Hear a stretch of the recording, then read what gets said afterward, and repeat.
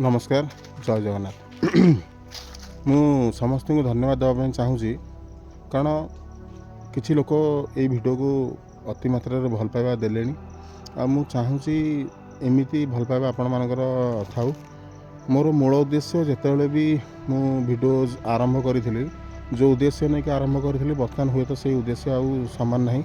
बर्तमान संपूर्ण रूप से मोर विपरीत।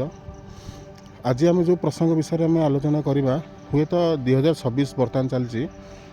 2026 हुए तो यही जिनसर महत्व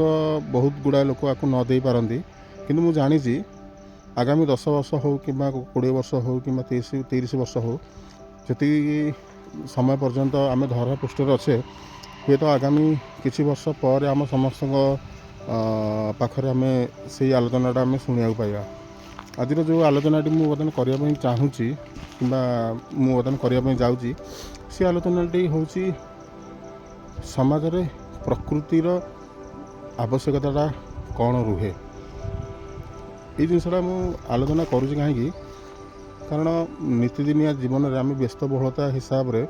आम बहुत गुड़ाए जिनस को आम अणदेखा कर दौचे बहुत गुड़ाए जिनस आम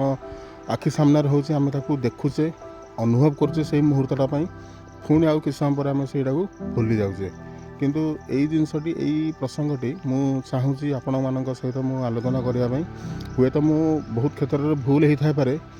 मु कौन स्क्रिप्ट लिखी ना कि कौन जिनस को आधार करके केबे भी माने वर्णना करना मु गोटे मनीष समाज रे जेहेतु मु भी गोटे साधारण मनीषटीए तेणु मोर भी आलोचना करिवार क्षमता रहुची तेणु सही हिसाब रे मु यही विषयटी यही प्रसंग को लेकिन आपन सामने आज परिप्रकाश करने चाहूँगी।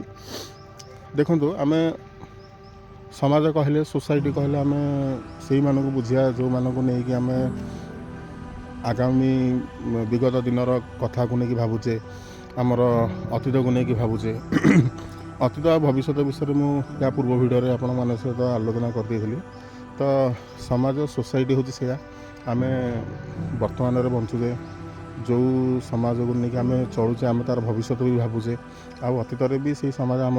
सहित बांधी रही है तेणु आम से समाज भितर आम बाहरी पारना समस्ते आसे समाज भितर जीवजंतु आरंभ करी प्राणी हूँ प्राणी प्रजातिर हूँ जेकोसी भी जिनस हूँ समस्ते से समाज भितर ही आसवे मनीष समाज हूँ कि जीव समाज हो सब प्रकार समाज को लेकिन आम बंचुचे समस्त कौटे ना कौटे किसी ना किसी अवदान रोचे आम प्रति धरापृष्ठ में आम एकमात्र एमती प्राणी आम कथबार्ता हाँपाई आम पाखे आम परस्पर सहित आम वार्तालाप करुचे जहाँफल कि आम निजक सब आम निजक प्रायोरीटी दौचे किंतु आम मैंने अणदेखा कर दौचे उद्भिद जगत अच्छा प्राणी जगत अच्छा तो से आम समाज प्रति तांकर भी योगदान रोचे बिना आम भी अधूरा आम भी आगू को जापर ना आमर समाज भी आमर कितना समय पर्यंत जीव तापर से रही फुल स्टॉप हो तेणु समाज भितर समस्ते ही आसती आई भिडियोटार मेन मोटो रहा कौन आम प्रकृतिर धरापृष्ठ आम समस्ते आम बंचुचे आम समस्त अधिकार रोचे प्रकृतिर रक्षणाबेक्षण करने किंतु बहुत कम लोक आम प्रकृति को लेकिन आम बहुत भल जिनस आम भावुचे बहुत कम लोक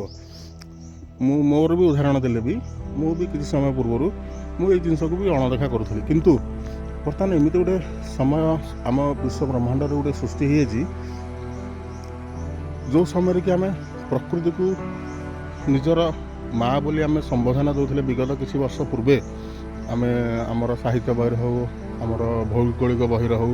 आमर इतिहास बही हो प्रकृतिर अवदान आम मनुष्य समाज प्रति उद्भिद जगत प्रति जीव जगत प्रति बहुत गुड़ाए अवदान रही सृष्टिर आरंभ हवा पूर्व प्रकृति पर मनुष्यर जात ही धीरे धीरे ये प्रकृतिर कोल ही समस्ते ही बड़ होती बानर ठारू आरंभ करी बानर मनुष्यर ट्रांसफॉर्मेशन पर्यंत सब जिनसर तेणु ये प्रकृति को आम आम हिसाब रे जेहेतु आम बुझार शक्ति आमर किसी हो गला धीरे धीरे मनीष निजर इभोल्यूशन प्रोसेस अनुसार जमी मनीष धीरे धीरे उन्नतशील आड़ को गति करी आसला आम से अनुसार प्रकृतिर उन्नतशील हिसाब से आम कौन भावीजे ଆମେ ଯାହା ବି କିଛି କରିଛେ ବହୁତ କମ୍ କରିଛେ, ବହୁତ କମ୍ ଲୋକ ହିଁ କରିପାରୁଛନ୍ତି, ବହୁତ କମ୍ ଲୋକଙ୍କ ପାଖରେ ସୁଯୋଗ ମିଳୁଛି ସେମାନେ ପ୍ରକୃତିର ରକ୍ଷଣାବେକ୍ଷଣ କରିବା ପାଇଁ। କିନ୍ତୁ ଆମେ ଗୋଟେ ସାଧାରଣ ମଣିଷ ହିସାବରେ ଥରେ ଭାବିବା ଦରକାର, ଏ ପ୍ରକୃତି ଆମକୁ ଯାହା କିଛି ସାଉଁଟିକି ଦେଉଛି ଆମେ ତା'ର ଋଣ କେବେ ବି ଆମେ ଶୁଝିପାରିବା ନାହିଁ। ତେଣୁ ଏଇ ପ୍ରକୃତି ପ୍ରତି ଆମ ପ୍ରତି ଆମର ଯାହା ବି କିଛି ହେଉ 1% ହେଉନା କାହିଁକି 24 ଘଣ୍ଟା ଭିତରୁ ଆମ ପାଖରେ ଯଦି 10 ମିନିଟ୍ ସମୟ ବି ବଳୁଛି, ଆମେ ସେଇ 10 ମିନିଟ୍ ସମୟ ଯଦି ଆମେ କୌଣସି ଏମିତି ଗୋଟେ କାମରେ ବିତାଉଛେ ଯେଉଁ କାମର କିଛି ଫଳାଫଳ ହିଁ ନାହିଁ, ଯେଉଁ କାମର ରେଜଲ୍ଟ ଆମକୁ ମାନେ ଭବିଷ୍ୟତ ହିଁ ଦେଇପାରିବ ନାହିଁ, ଏଇ ଭବିଷ୍ୟତକୁ ଯଦି ଆମେ ନେଇକି କୌଣସି ଜିନିଷ ଡିସ୍କସନ୍ କରିବା, ଆମର ପ୍ରକୃତିର ରହିବାଟା ହିଁ ମାନେ ଶିରଧାର୍ଯ୍ୟ। ଯଦି ପ୍ରକୃତି ନାହିଁ ତାହେଲେ ମଣିଷ ସମାଜ ହିଁ ନାହିଁ। ତେଣୁ ଏଇ ପ୍ରକୃତିକୁ ନେଇକି ସବୁବେଳେ ଆମେ ଚିନ୍ତିତ ରହିବା ଦରକାର। ବର୍ତ୍ତମାନ ପ୍ରକୃତି ଧୀରେ ଧୀରେ ଅପବୃଷ୍ଟି ହେବା ପାଇଁ ଯାଉଛି। ପ୍ରକୃତି ଧୀରେ ଧୀରେ ମାନେ ସଂସାର ଧରାପୃଷ୍ଠରୁ ଧୀରେ ଧୀରେ ଲୁଚି ଲୁଚି ଯାଉଛି। ମାନେ ବହୁତ ଇଣ୍ଡଷ୍ଟ୍ରିର କଥା କୁହନ୍ତୁ, ଘରର କଥା କୁହନ୍ତୁ, ଯେକୌଣସି କ୍ଷେତ୍ରରେ ହୁଅନ୍ତୁ, ଜୀବଜଗତ ବି ଧୀରେ ଧୀରେ ଦୂର ହେଇ ହେଇ ଗଲେଣି। ଏଇ ପ୍ରକୃତି ଯେହେତୁ ଧୀରେ ଧୀରେ ଆମଠାରୁ ଦୂରେଇ ହେଇ ହେଇ ଯାଇଛି, ତେଣୁ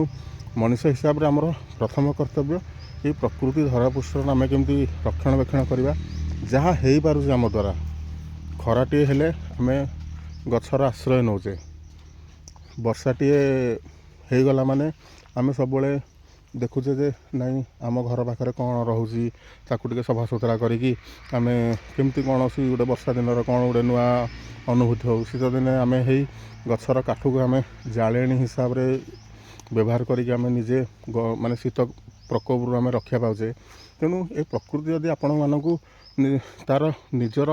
ଦେହର ଗୋଟେ ଅଙ୍ଗକୁ ଯଦି ଆପଣଙ୍କ ପାଇଁ ସିଏ ସାରି ଦେଉଛି ଆପଣଙ୍କର ଜୀବନଯାପନ ଶୈଳୀକୁ ଆଣିବା ପାଇଁ, ତାହେଲେ ଆମେମାନେ କାହିଁକି ଗୋଟେ ଛୋଟ ପ୍ରୟାସଟା ନ କରିବା। ତେଣୁ ବେଶୀ କିଛି ନୁହଁ, ସମସ୍ତେ ଜାଣି ସାରିବେଣି, ସମସ୍ତେ ବର୍ତ୍ତମାନ ଆମେ ଏକଜୁଟ ହେବା ଦରକାର। ଆମମାନଙ୍କ ଭିତରେ ଗୋଟେ ଛୋଟ ସମୟ କାଢ଼ିକି ଆମେ ଏଇ ଛୋଟ ଅବଦାନଟେ ଆମେ ପ୍ରକୃତିକୁ ଏମିତି ଦେବା ଯେମିତିକି ଆମ ପରପିଢ଼ି, ଆମର ନେକ୍ସଟ ଜେନେରେସନ୍ ଯେମିତି କେବେ ବି କୌଣସି ପ୍ରକାରର ଅସୁବିଧାରେ ନ ଆସନ୍ତି। କାରଣ ହୁଏତ ଆଜି ଆପଣ ଅଛନ୍ତି, ଆମେ ଅଛୁ, କିନ୍ତୁ ୟା ପରେ ଆମର ପରପିଢ଼ି ନେକ୍ସଟ ଜେନେରେସନ୍ ଯେଉଁମାନେ ଆସିବେ ସେମାନେ ହିଁ ଆସିବେ ଯେମିତି ତାଙ୍କ ବେଳରେ କୌଣସି ପ୍ରକାରର ତ୍ରୁଟି ନ ହେଉ। ତେଣୁ ଏବେଠାରୁ ଯଦି ଆମେ ଏଇ ପ୍ରକୃତିକୁ ସଜାଡ଼ିକି ରଖିବା, ଏ ପ୍ରକୃତି ଆମକୁ ସଜାଡ଼ି ରଖିବ। ଏଇଟା ହେଉଛି ନିରାଟ ସତ୍ୟ। ହୁଏତ 2026ରେ ଏଇ ଜିନିଷକୁ ଆମେ ଡିସ୍କସନ୍ କରୁଛେ, କିନ୍ତୁ 2030, 35, 2050 ଆଡ଼କୁ ଯଦି ଏଇଟା ରିଆଲିଟିରେ ପରିଣତ ହୋଇଯିବ, ଧରାପୃଷ୍ଠରେ ମାନେ ମଣିଷର ବସବାସ ବି ହୁଏତ କମିଯାଇପାରେ। ଏଇ ଛୋଟ ଭିଡ଼ିଓଟି ଆପଣମାନଙ୍କୁ ଅବଗତ କରାଇଦେଲି ପ୍ରକୃତିର ମହତ୍ତ୍ୱ କେତେ ରହୁଛି ଆମ ମଣିଷ ସମାଜ ପ୍ରତି। ଆମର ସମସ୍ତଙ୍କର ଗୋଟେ ଗୋଟେ ପ୍ରୟାସ ରହିବା ଦରକାର। ଆମର ଦୈନନ୍ଦିନ ସମୟ ଭିତରୁ ଆମେ କିଛି ସମୟ ଏ ପ୍ରକୃତିକୁ ବି ବିତାଇବା ଦରକାର। ଖରାଦିନେ ପାଣି ହେଉ କିମ୍ବା ଗୋଟେ ଗଛଟେ ଲଗାଇବା ଠାରୁ ଆରମ୍ଭ କରିକି ଗୋଟେ ଗଛର ରକ୍ଷଣାବେକ୍ଷଣ ଠାରୁ ଆରମ୍ଭ କରିକି ଯାହା ବି କିଛି ଆମର ହେଉଛି, ପ୍ରକୃତି ମାନେ କେବଳ ଗଛ ବୋଲି ନୁହଁ, ଉଦ୍ଭିଦ ଜଗତ ହୁଅନ୍ତୁ କିମ୍ବା ପ୍ରାଣୀ ଜଗତ ହୁଅନ୍ତୁ। ଆମ ଶୀତ ସମୟରେ ଆମେ ଦେଖୁଛେ ବହୁତ ଗୁଡ଼ିଏ ଏମିତି ପ୍ରାଣୀ ଅଛନ୍ତି ସେମାନେ ଶୀତ ପ୍ରକୋପରେ ମରିଯାଉଛନ୍ତି, କିନ୍ତୁ ଆମେ ତାଙ୍କ ସମସ୍ତଙ୍କର ତ କେୟାର ନେଇପାରିବାନି। କିନ୍ତୁ ଯଦି ଆମେ ଗୋଟେ ଗୋଟେ ମଣିଷ ସମସ୍ତେ ମନ ଭିତରେ ଗୋଟେ ଇଚ୍ଛା ବାନ୍ଧି ନେବା, ଆମେ ସମସ୍ତେ ଗୋଟେ ଛୋଟ ହେଲ୍ପ କରିବା ପାଇଁ, ତାହେଲେ ସମସ୍ତେ ବଞ୍ଚିବେ। ସମସ୍ତେ ବଞ୍ଚିଲେ ହିଁ ଆମେ ବଞ୍ଚିପାରିବା। ଆଉ ଆମେ ବଞ୍ଚିକି ସମସ୍ତେ ରହିବେନି ସେମିତି କେବେ ହେବନି। ଯିଏ ଜଣେ ବି ମାନେ ଜଣେ ଜଣଙ୍କ ବିନା ଅଧୁରା ହୋଇଯାଏ ଏଇ କ୍ଷେତ୍ରରେ, ସେମାନେ ଆମ ଉପରେ ନିର୍ଭର କରିକି ଅଛନ୍ତି, ଆମେ ତାଙ୍କ ଉପରେ ନିର୍ଭର କରିକି ଅଛେ। ତେଣୁ ଆମମାନଙ୍କର ଯୋଗଦାନ, ଆମମାନଙ୍କର ଅବଦାନ ଏଇ ଜିନିଷ ପ୍ରତି ରହିବା ଦରକାର। ଚାଲନ୍ତୁ, ଗୋଟେ ନୂଆ ବର୍ଷ ଆରମ୍ଭ ହୋଇଛି, ନୂଆ ବର୍ଷ ଠାରୁ ଆମେ ସମସ୍ତେ